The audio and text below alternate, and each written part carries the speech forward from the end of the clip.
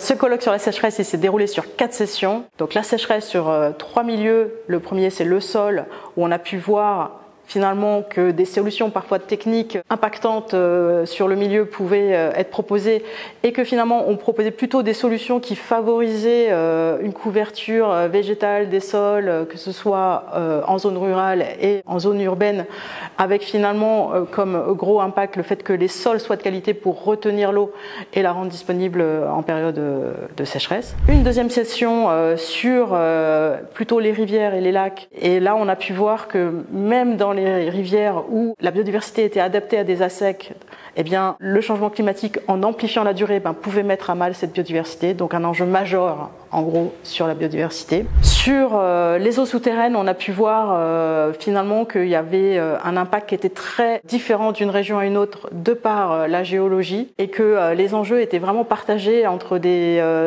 enjeux socio-économiques très différents. L'eau potable parce qu'elle est de qualité, l'irrigation parce que l'eau est sous nos pieds.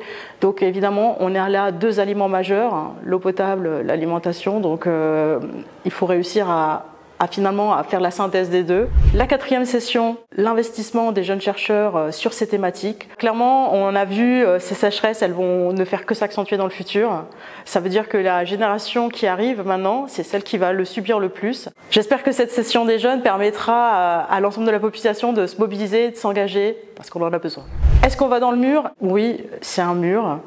C'est un mur qu'on peut franchir avec solidarité. Je pense qu'il faut de la solidarité, avec concertation. Plus on sera capable de dialoguer et plus cet obstacle sera facile à franchir. Ne pas oublier aussi que la taille du mur dépend de notre capacité ou pas à atténuer nos émissions de gaz à effet de serre. Donc un enjeu, encore une fois, qui a plusieurs sources et plusieurs façons de l'atténuer.